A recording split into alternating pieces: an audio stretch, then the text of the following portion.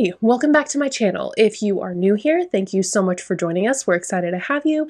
And if you are returning, thanks again for coming. I'm so excited that you're here. Welcome to What the F Saturdays, I guess you could say. After I published the last one, after I recorded the last one, I decided that that's what I was going to call it. And we're going to talk about like conspiracy theories, strange history, paranormal stuff, just anything that I find interested, but nothing true crime related. So if that's something you're interested in, you can go ahead and hit the little subscribe button down below, as well as the bell icon, and then you can be notified when I upload if it's something you're interested, only if you're interested.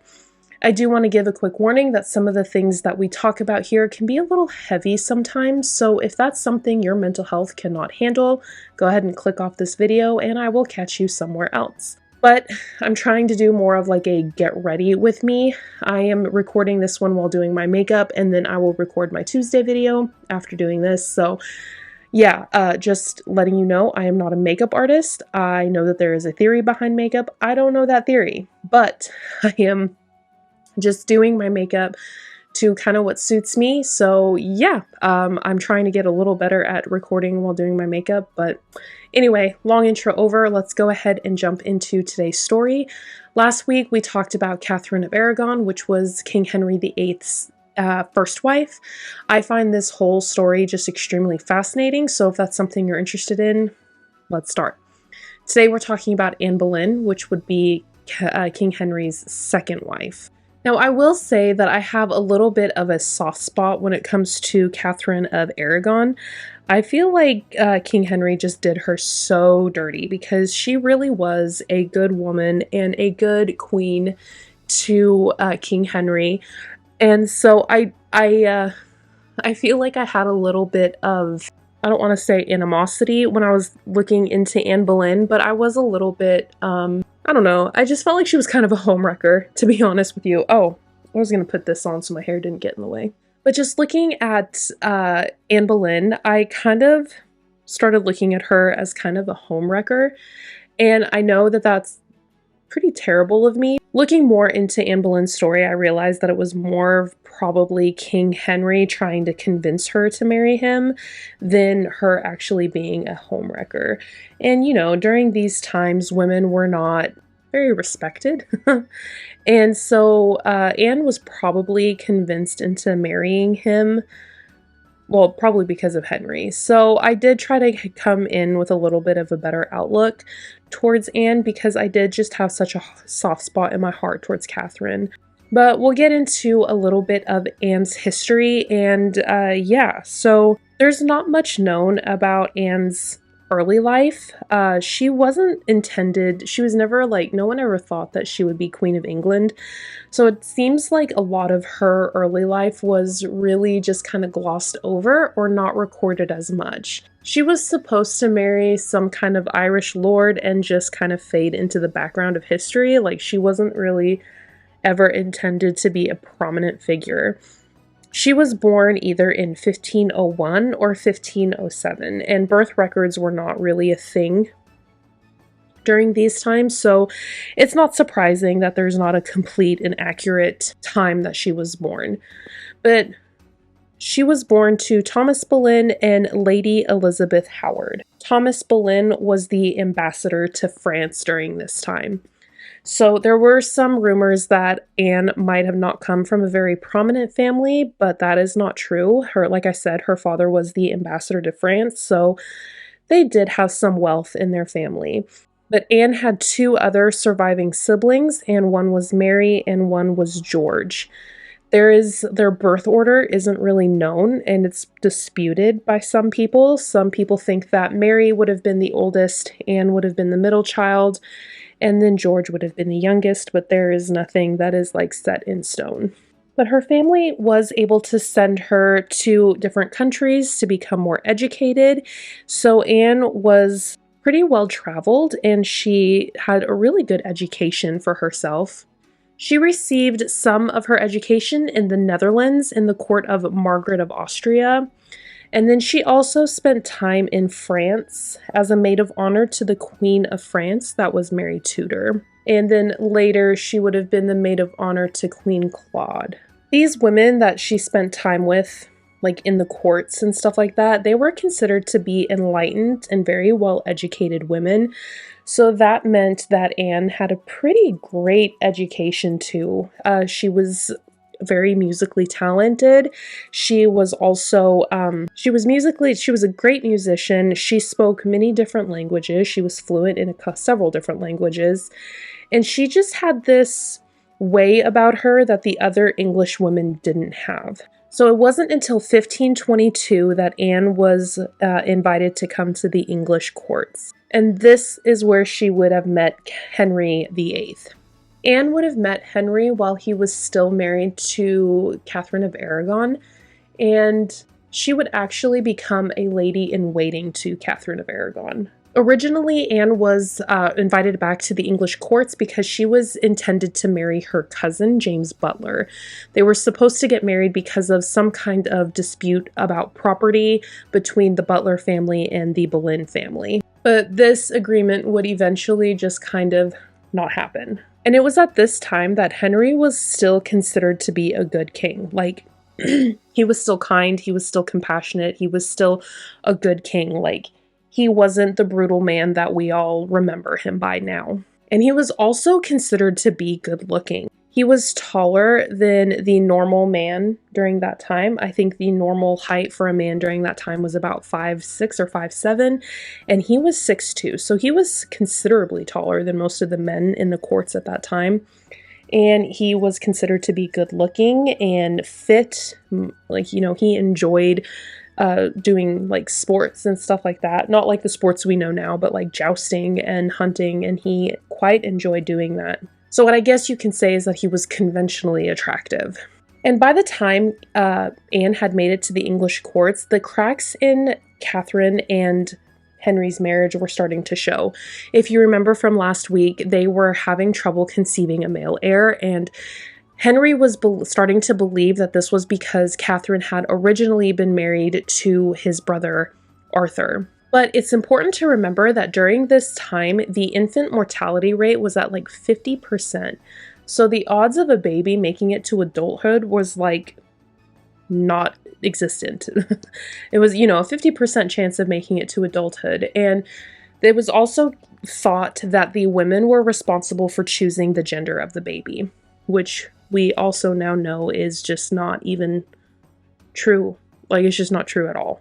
But when Anne made it to the English courts, all eyes were on her. She was considered beautiful and kind of worldly because she had traveled to all these places.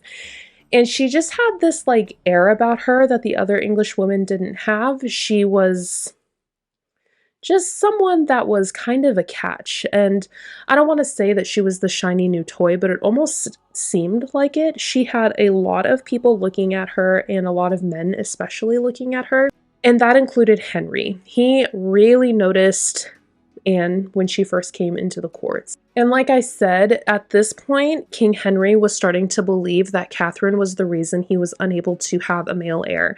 He thought that since she had once been married to his brother, that is like, he found a scripture or something in the Bible in Leviticus saying something like, if you take your brother's wife, then you will be childless. And his counselors assured him that this actually meant that he would be left without a male heir, that this meant that he would have no male children.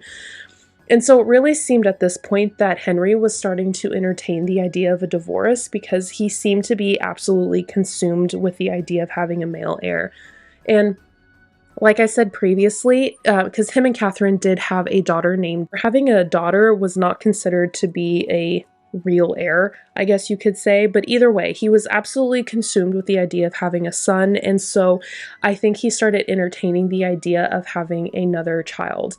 It's important to note that he did in fact have a son with one of his mistresses. And he did give this son his name. His name was Henry Fitzroy, but he would not have any claim to the English throne at all since he had been born out of wedlock. But this further proved to Henry that he was not the problem. It was actually Catherine who was the problem because he had had a son with another woman.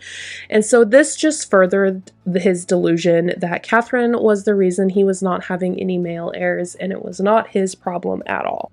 When Anne came to the courts, she was very flirtatious, and like I said, she was a talented musician, and so there were plenty of men who were like trying to get her attention.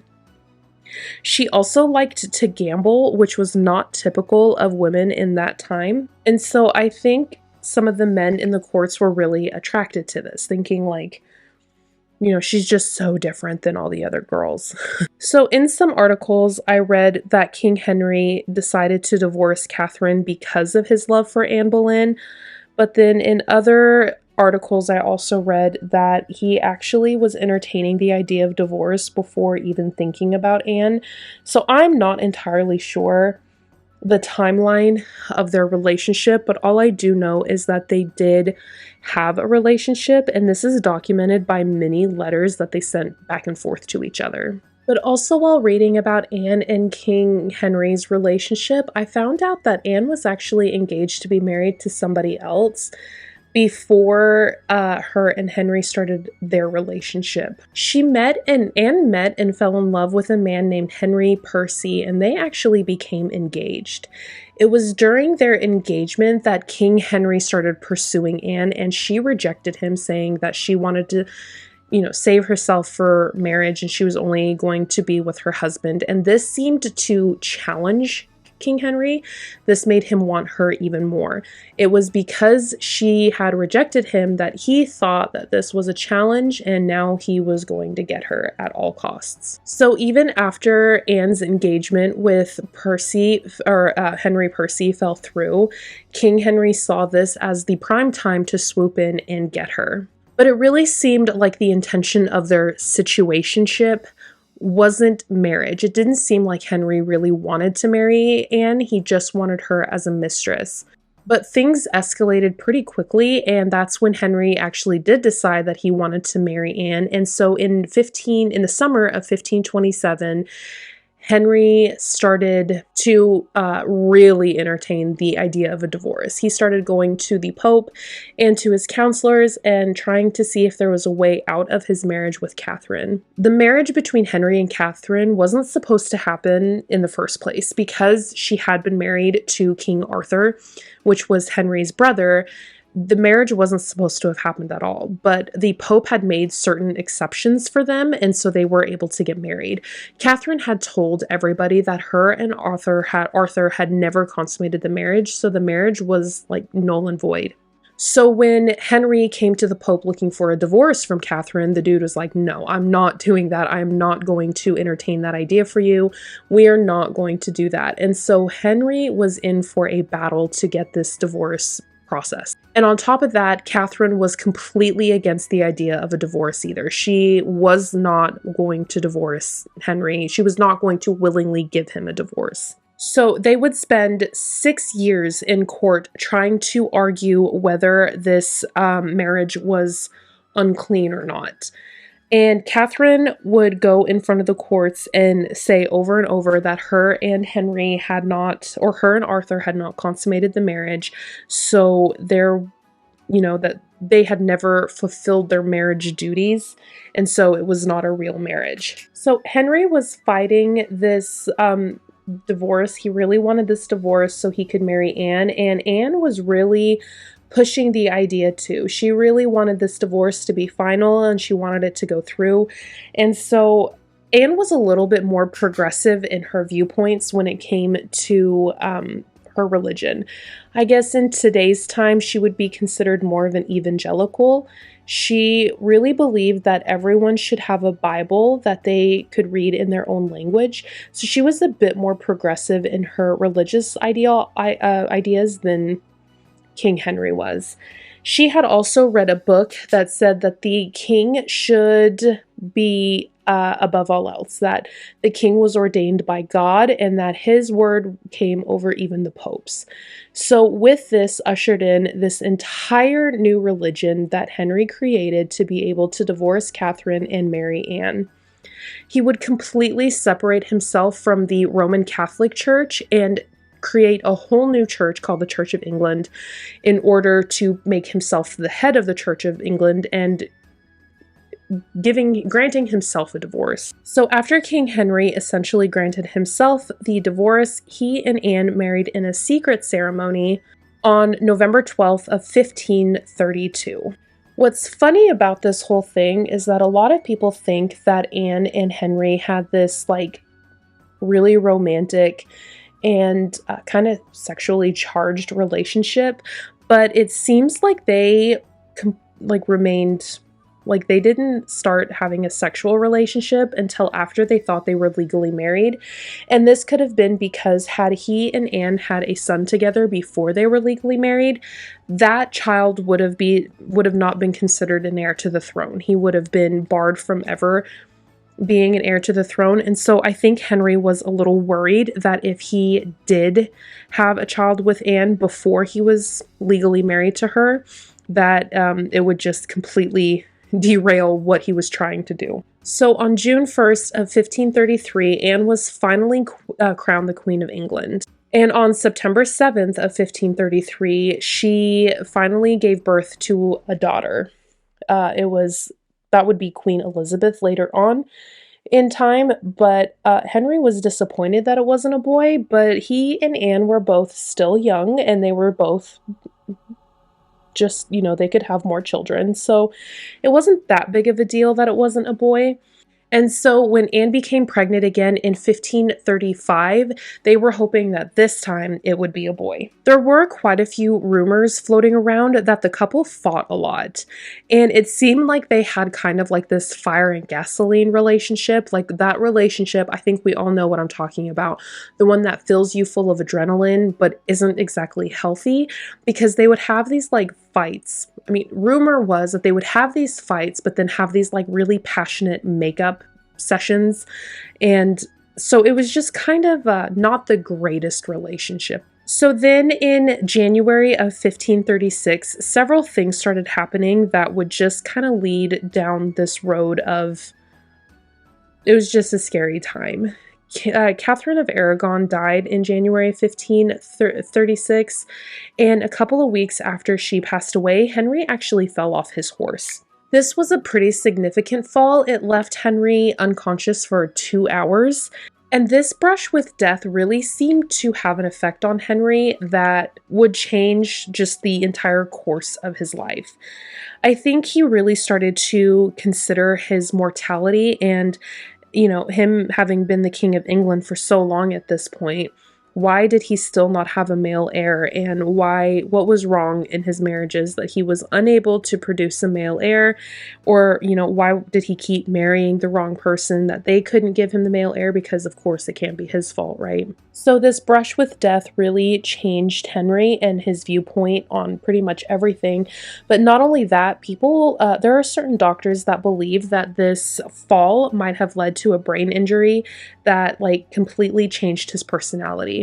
So we've talked about before that King Henry was actually a very loved king, and he was very compassionate and kind with his subjects, I guess you could say. And he was also more of a friend than a king. But after this accident, it completely changed who he was, like, to the core. He started becoming more paranoid and just dangerous overall. But what's even sadder is that soon after this accident, Anne had a miscarriage, and she was carrying a baby, or she was pregnant, and she had a miscarriage just a couple of days after Henry's accident, and this child was a boy. She blamed her having a miscarriage over the stress she had that Henry had this accident, but this just kind of changed their marriage completely. It didn't take long for King Henry to decide that he wasn't interested in Anne anymore. And soon one of Queen Anne's ladies-in-waiting caught his attention, and that was Jane Seymour. And we'll talk more about Jane Seymour in next week's video. Okay, I just threw on some mascara. It's way too hard for me to do that on camera. But either way, there were plenty of people that did not enjoy the idea of Anne being the Queen of England. And one of those people was Thomas Cromwell.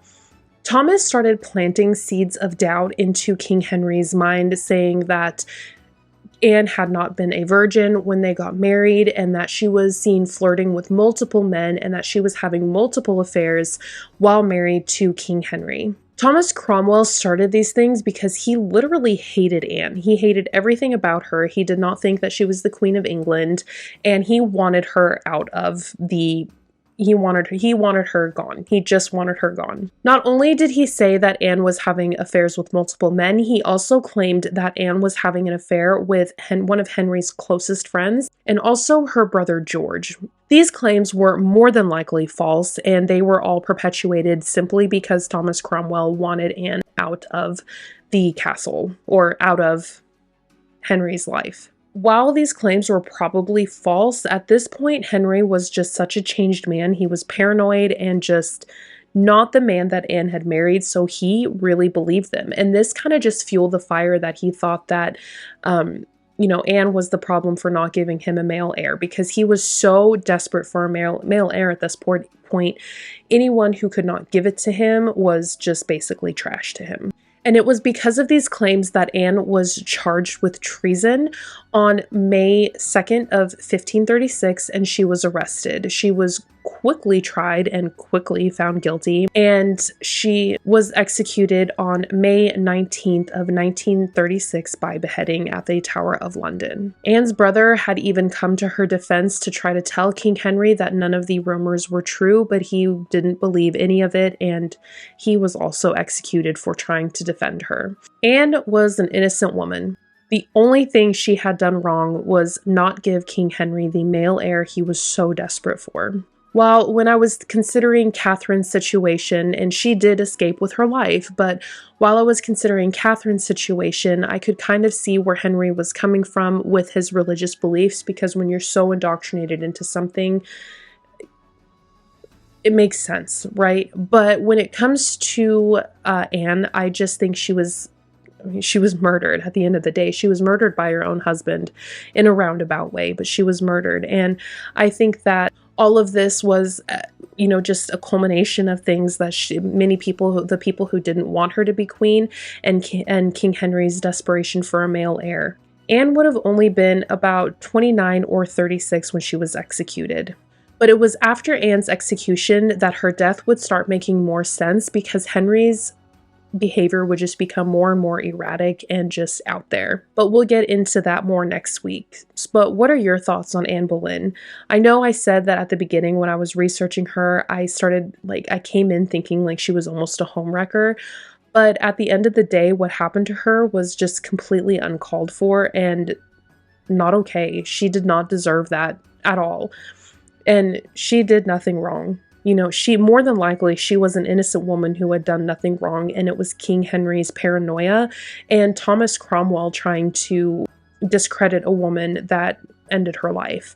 But I'd love to know your thoughts on this. Leave your thoughts in the comments down below. And again, just one more reminder that if you're interested in this type of thing, you can like and subscribe, and I'll be back next week with another one of Henry's wives. But yeah, other than that, I'd love to know your thoughts down in the comments, but I hope this finds you safe and well, and I'm sending you so much love. We'll see you next week. Bye.